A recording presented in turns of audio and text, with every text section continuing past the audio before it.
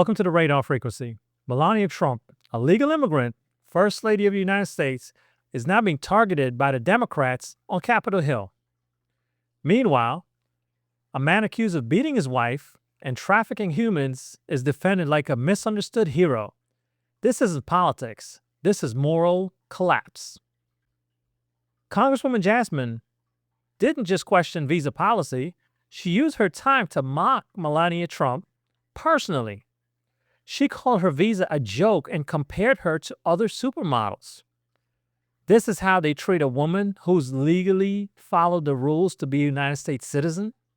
About the lack of integrity when it comes to the president's family's visas. Let me remind y'all that Melania, the First Lady, a model, and when I say model, I'm not talking about Tyra Banks, Cindy Crawford, or Naomi Campbell level, applied for and was given an EB-1 visa.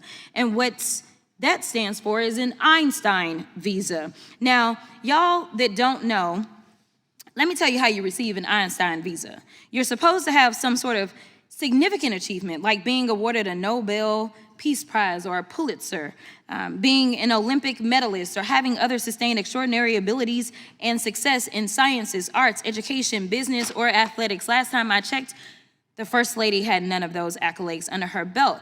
It doesn't take an Einstein to see that the math ain't mathin' here. Let me get this clear. Melania Trump followed the system. She did it right. And now she's being dragged by people who prop up visa fraud and open borders? Here we have Representative McIver. She's going on MSNBC and saying that she's the victim. She's been targeted because, believe this, folks, hang on, buckle up, because she's a black woman. It had nothing to do with the fact that she broke the law. She assaulted officers on one touching, right? No. And keep in mind, even though there were other people there, she was the only one arrested. It's plain and simple. Donald Trump said when they asked him about my situation that the days of being woke are over. And what they mean by that is being black, number one. It's an attack on blackness. It's an attack on women. The segment before with both of my colleagues, we're talking about the attacks on women each and every day through this administration. And that's just the point blank period of this administration. We know that they are cruel. We know that everything that they do is based in cruelty. And I am just the next example of that. Of them showing how cruel they can be. And they're trying to make a point, like you said, Michael, to see how far they can go with this, you know, how much they can humiliate me, how much they can try to embarrass me and sick attacks on me. And that is what is happening right now. And if they can get away with doing it, to me, then they feel like it's open season on any Democrat or anyone for that matter who disagrees with them or criticizes them or holds them accountable. Now she's being held accountable for interfering with the law enforcement at a federal facility.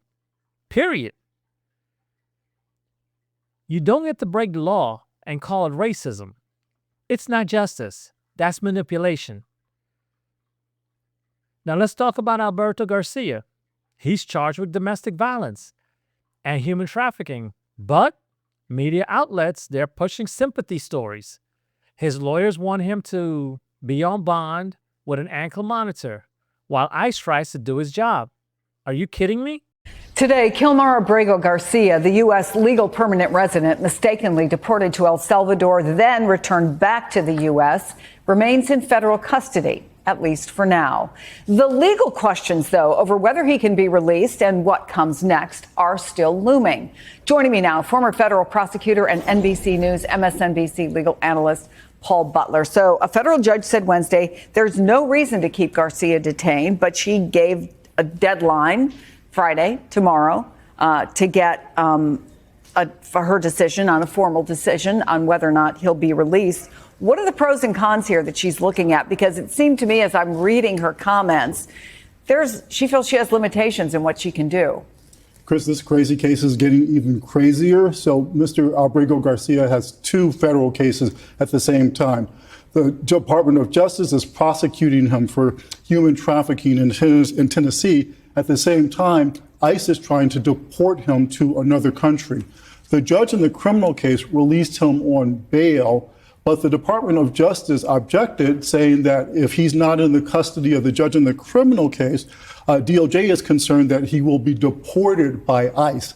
The judge in the criminal case says she doesn't have any jurisdiction over ICE. She can't stop them from deporting him. That was talked about was, could he go home and wear an ankle bracelet, right? Monitoring of him.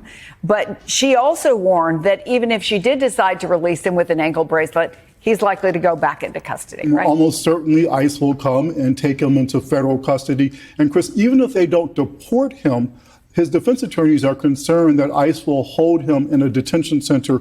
So again, the judge set really strict conditions on Mr. Abrego Garcia's release. So if he's allowed to go home, he has to wear an ankle bracelet. He can't travel anywhere but to the federal courthouse in Nashville. He's got to get anger management problems, a host of conditions.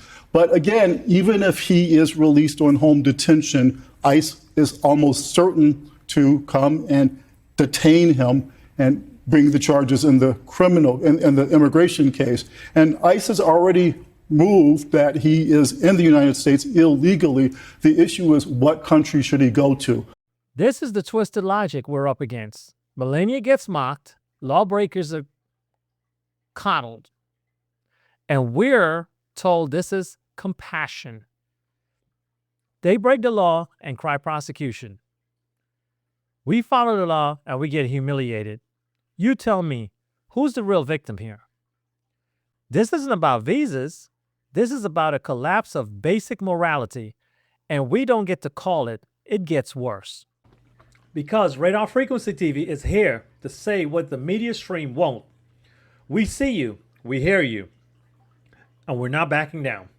Until next time, please remember, stay informed and engaged. And until we meet again, please be safe. Remember, thumbs up and subscribe.